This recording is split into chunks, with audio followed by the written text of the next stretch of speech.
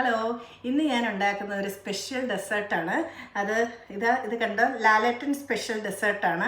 നിങ്ങൾക്ക് കാണാമല്ലോ, അടിപൊളി ഒരു ഡെസേർട്ട് ഏത്തക്ക വെച്ചുള്ളതാണ്. അപ്പം അതെങ്ങനെ ഉണ്ടാക്കുന്നതെന്ന് ഞാൻ കാണിക്കാം. ഇത് കണ്ടോ, ഞാനിതിന് മുമ്പ് ടേസ്റ്റ് ചെയ്തിട്ടുള്ളതാണ്, അതുകൊണ്ടാണ് ഞാൻ വീണ്ടും ഉണ്ടാക്കിയത്. ഇത് നിങ്ങളെല്ലാവരും ഒന്ന് ട്രൈ ചെയ്ത് നോക്കണം. വീഡിയോ കണ്ട് ഇഷ്ടപ്പെട്ടാൽ ലൈക്ക് ചെയ്യാനും കമൻറ്റ് ചെയ്യാനും ഷെയർ ചെയ്യാനും മറക്കരുത്. അപ്പോൾ അതെങ്ങനെ ഉണ്ടാക്കുന്നതെന്ന് നമുക്ക് നോക്കാം.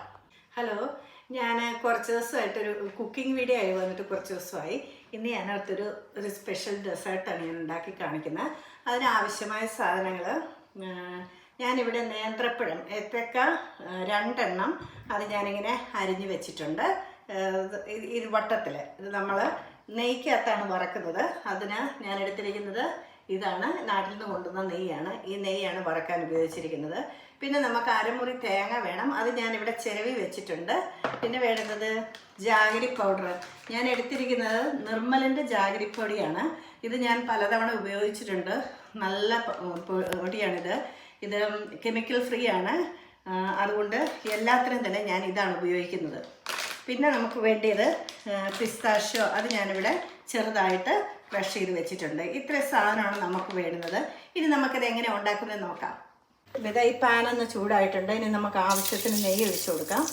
നെയ്യ് എത്ര വേണേലും ഒഴിക്കാം. അപ്പോൾ എത്ര നെയ്യിലിട്ട് ഈ ഏത്തക്ക വഴറ്റിയാലും അതിന് രുചിയാണ്. അപ്പം ഞാനിവിടെ ഒരു 2-3 ടേബിൾ സ്പൂൺ ഇട്ടിട്ടുണ്ട്. പിന്നെ നമുക്കിതിൻ്റെ അകത്തോട്ട് ഈ നുറുക്കി വെച്ചിരിക്കുന്ന ഏത്തപ്പഴം ഇട്ട് കൊടുക്കാം. എന്നിട്ട് ഇത് നന്നായിട്ട് എണ്ണയ്ക്കകത്തോട്ടൊന്ന് മുരിച്ചെടുക്കാം.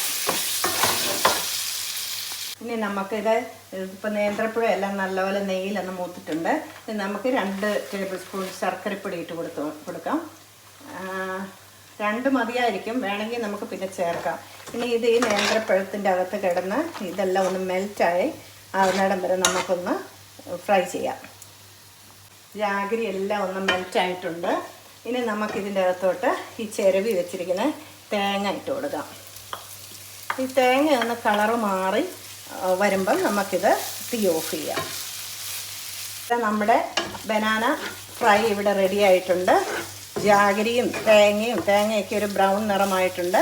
അപ്പോൾ ഇനി നമുക്കിത് വാങ്ങി വെക്കാം, എന്നിട്ട് അതിൻ്റെ ഡെക്കറേഷൻ ചെയ്യാം.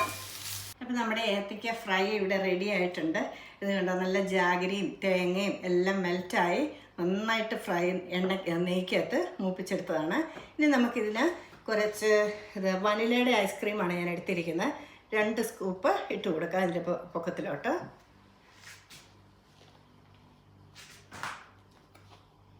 നിങ്ങൾക്ക് ഏത് ഐസ്ക്രീം വേണേലും ഇടാം, പക്ഷേ എൻ്റെ കയ്യിൽ ഇവിടെ വനില ഉള്ളതുകൊണ്ട് ഞാൻ 2 സ്കൂപ്പ് വനില ഐസ്ക്രീം ഇടുവാണ്. ഒരു ഡെക്കറേഷന് വേണ്ടി ഞാൻ കുറച്ച് പിസ്താഷ്യാണ് എടുത്ത് വെച്ചിരിക്കുന്നത്.